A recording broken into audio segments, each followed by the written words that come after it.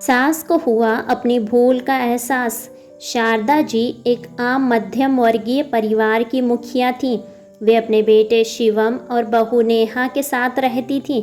एक बेटी सीमा थी जो कि शादी के बाद अमेरिका में बस गई थी।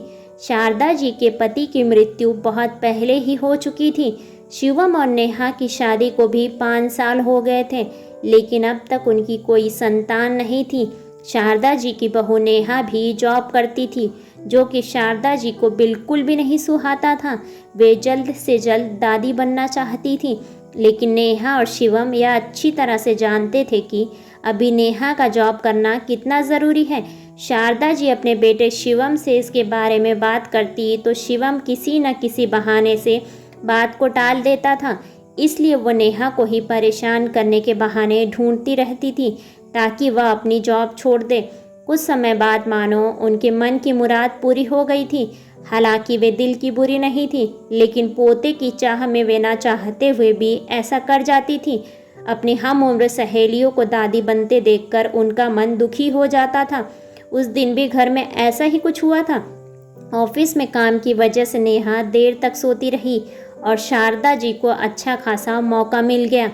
ये क्या बहू, अभी तक सो रही हो? पता है सुबह के 10 बज गए हैं। बेचारा शिवम भी कब से उठकर ऑफिस के काम में लग गया है और तुम हो कि अभी तक सोई हुई हो। चलो अब उठकर सबके लिए चाय नाश्ता बना लो। मुझसे कुछ हो ही नहीं पाता, वरना मैं तुम्हारे भरोसे कभी नहीं रहती, खुद ही सब कर लेती। सॉरी माँ जी, वो देर तक रात में काम करना पड़ा, इसलिए सुबह ही सो पाई थी, इसलिए समय का पता ही नहीं चला। आप चलिए, मैं अभी जल्दी से आती हूँ। हाँ ठीक है, मेरा कुछ नहीं, पर शिवम को देख लो, उसे कुछ चाहिए तो नहीं? कब से उठा है बेचारा। हे भगवान, मुझे जल्दी से ठीक कर दे ताकि मैं अपने बेटे का ध्यान रख सकूं। शारदा जी ने नाटकीय अंदाज में कहा। शारदा जी ने अपनी बहू नेहा को उठाते हुए कहा। नेहा ने घड़ी देखी तो वाकई 10 बज गए थे। आज उसकी आँख कैसे नहीं खुली। वह जल्द से जल्द अपना काम निपटाकर हॉल में आई तो देखा शिवम अपने लैपटॉप के साथ ऑफिस का काम कर रहा था। उसने किचन में जाकर चाय नाश्ता बनाया और फिर रात के बर्तन साफ किए और झाड़ू पोछा करके नहाने चली गई। घर में काम वाली भी नहीं आ रही थी। नेहा एक इंटरनेशनल कंपनी में काम करती थी। उसका ऑफिस टाइम निश्चित नहीं होता था, अधिकतर उसे रात में देर तक काम करना होता था। कल भी उसका काम देर रात तक चलता रहा, इसलिए वह देर तक सोती रही। नेहा नहा कर आई तो देखा कि उसकी सास अपने कमरे में अपनी सहेली से फ़ोन पर बात कर रही थी। बातचीत में अपना नाम सुनकर नेहा सास की बातें सुनने लगी। अरे राधा, तुम भी अपनी बहू को ज़्यादा सर पर मत चढ़ाओ। बहू को ज़्यादा उड़ने दोगी तो कल को अपनी नौकरी के चक्कर में वह तुम्हें घर की नौकरानी बनाकर छोड़ेगी। मैं तो भाई शुरू से ही नेहा के नौकरी करने के खिलाफ थी। अब करे नौकरी शौक से, पर साथ साथ घर के काम भी करें। मैं तो बदन दर्द का बहाना बनाकर बैठ जाती हूँ, नहीं तो सारे काम का बोझ मेरे सिर पर आ गिरता। मैं कोई मुफ्त की नौकरानी थोड़ी हूँ। मैं तो कहती हूँ तुम भी यही किया करो। सास की बात सुनकर नेहा की आंखों में आंसू आ गए। वह जिस सास को बीमार समझकर उनकी दिन रात सेवा करती है, उन्हें एक गिलास तक नहीं उठाने देती। सारा दिन घर का और रात को ऑफिस का काम करके थकान से चूर होकर भी उफ तक नहीं करती, उसका यह फल मिला है उसे। मानो वो मेरी नौकरी के खिलाफ है। यदि घर की किश्त नहीं होती तो वह कभी भी नौकरी नहीं करती। शिवम का बोझ कम करने के लिए वह नौकरी कर रही थी। खैर, अभी के मुश्किल समय में वह सास से किसी भी बात पर बहस नहीं करना चाहती थी जिससे घर का माहौल खराब हो, इसलिए वह उनकी बात को नज़रअंदाज करके वहाँ से चली गई।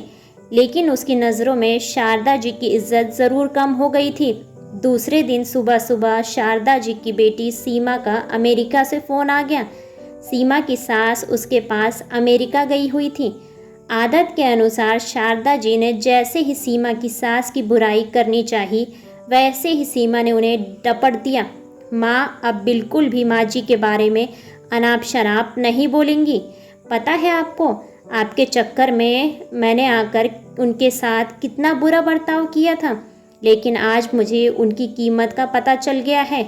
तुम तो उनके यहाँ आने के कितना खिलाफ थी, मगर आज वो यहाँ नहीं होती तो ना जाने हमारा क्या हाल होता। तुम्हें तो पता ही है ना मेरा नौकरी करना कितना ज़रूरी है।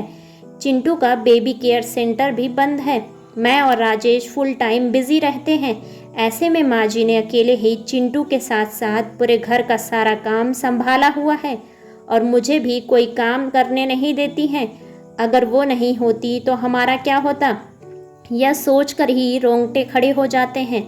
सच में माँ, वो कोई साधारण महिला नहीं है, बल्कि मेरे लिए तो देवी के समान है। मेरे इतना अपमान करने के बावजूद और सीमा रोने लगी। उसने फ़ोन कट कर दिया। सीमा की बात सुनकर शारदा जी की भी आंखें भर आईं। उन्हें अपनी भूल का एहसास हो गया था। नेहा तो वाकई उनका कितना ख्याल रखती थी। उनकी कड़वी सी कड़वी बात कभी बुरा नहीं मानती है, उल्टे जवाब भी नहीं देती। तो फिर वो स्वार्थ में कैसे अंधी हो गई थी, इतना कैसे गिर गई थी। उन्होंने उसी समय नेहा को बुलाकर उसके सिर पर प्यार से हाथ फेरते हुए कहा, नेहा, आज से घर के कामों की आधी जिम्मेदारी मेरी रहेगी। मैंने आज तक तुम्हें जो भी कहा और किया उसके लिए सॉरी। चलो अब जाकर तुम आराम करो, खाना मैं बना लूँगी। इधर सास का बदला हुआ रूप देखकर नेहा की भी आंखों में खुशी के आंसू आ गए और अपनी सास के प्रति उसके मन में पहले जैसा सम्मान वापस आ गया था। शायद हमारे जीवन में मुश्किल समय आता ही इसलिए है कि हमें एक दूसरे की अहमियत का पता चल सके। अपनी गलतियों का एहसास होने और आगे बढ़कर माफ़ी मांगने से इंसान छोटा नहीं होता, बल्कि बहुत बड़ा हो जाता है, शारदा जी की तरह। ऐसे ही बेहतरीन कहानियों को सुनने के लिए वीडियो को लाइक और चैनल को सब्सक्राइब करें और अपने विचार कमेंट्स बॉक्स में कमेंट्स करके हमें ज़रूर बताएं। धन्यवाद।